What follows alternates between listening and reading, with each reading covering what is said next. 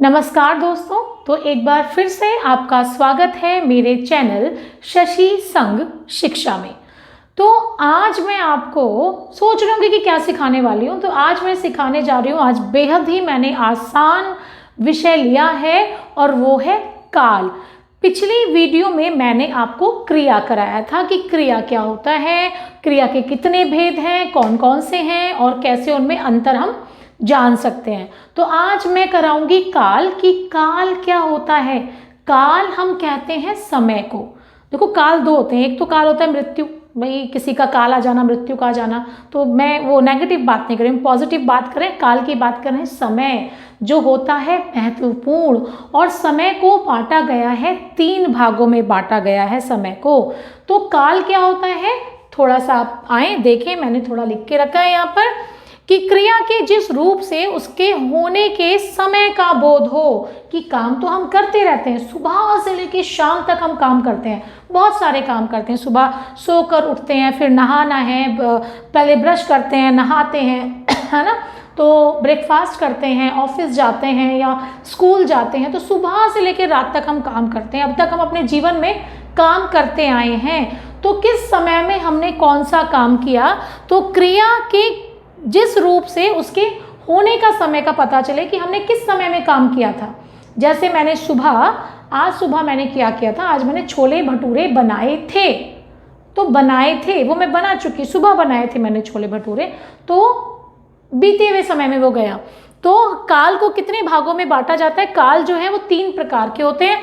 सबसे पहला हमारा जो है वो भूतकाल है, नंबर 1 भूतकाल है, नंबर 2 हमारा जो है वो वर्तमान काल है, और नंबर 3 जो है वो हमारा भविष्यत काल है। इसको भविष्य काल भी कहते हैं, मगर अभी जो है इसको भविष्यत हम ता लगाते हैं, ता के नीचे हलंत लगाते हैं, ये नया शुरू हुआ है। तो सबसे पहले भूतकाल। भूतकाल क्या होता है, बीते हुए समय के बारे में बताता है, जो समय बीत गया। जैसे मैंने अभी चर्चा की थोड़ी देर पहले कि सुबह मैंने छोले भटूरे बनाए थे, बीत गए, है ना। छोले भटूरे बनाए थे, बना चुकी मैं, तो बीता हुआ समय। जैसे कल वर्षा हुई थी, तो कल बारिश हुई थी, या मैं कहूँ सुबह बारिश हुई थी लग गया वहाँ पे, तो ये हमारा चला गया भूतकाल में। भूतकाल का मतलब क्या होता है कि भूतकाल ये नहीं है कि कल हुई थी या सुबह हुआ था, अभी 1 मिनट पहले भी अगर जो बात हो चुकी, जो मैं कह चुकी, जो बता चुकी, वो भी भूतकाल में चली गई है। और दूसरा है हमारा वर्तमान काल। वर्तमान काल हम कहते हैं चल रहे समय को, जो चल रहे समय को बताता है। इस समय में जो जो काम हो रहा है, जैसे अभी फिलहाल क्या हो रहा है, मैं पढ़ा रही हूँ, तो अभी पढ़ा रही हूँ, अभी आप लोगों को मैं पढ़ा रही हूँ, है ना। तो पढ़ाना जो है, अभी पढ़ा रही हूँ, ये वर्तमान काल है, ये चल रहा है। मैं बोर्ड पर लिख रही हूँ, ये वर्तमान काल है। तो वर्षा हो रही है, बारिश अभी हो रही है, तो जो हो रहा है, चल रहा है, अभी जो हो रहा है, वो आपका प्रेजेंट है, वर्तमान काल है। भूतकाल को हम कहते हैं पास्ट, बीत गया। वर्तमान काल हमारा होता है प्रेजेंट, जो चल रहा है अभी। तीसरा है और आखिरी है भविष्यत काल। इस काल का जी किसी को नहीं पता होता। भविष्यत काल जो आएगा, यानी कि फ्यूचर। अभी फ्यूचर में क्या होने वाला है वो किसी को नहीं पता, मगर हम संभावनाएं अब बताते हैं कि ये होगा। जैसे कल वर्षा होगी, मौसम विभाग ये जानकारी देते हैं ना कि कल बारिश होगी, या ये तूफान आएगा, या कल इतनी ठंड होगी। आप अपने मोबाइल में ऐप में देखते हैं कि वो हफ्ते का, महीने का आपको टेम्परेचर बताता है कि ये होगा अनुमान के अनुसार। तो ये होगा, मैं बड़ा होकर इंजीनियर बनूंगा या मैं डॉक्टर बनूंगा। तो जो होगा भविष्य में वो हमारा होता है भविष्यत काल। आने वाले समय को कहते हैं जो अभी नहीं आया। तो हमारे काल के, ये याद रखिएगा, कितने प्रकार होते हैं, 3 प्रकार होते हैं, भूतकाल, वर्तमान काल और भविष्यत काल।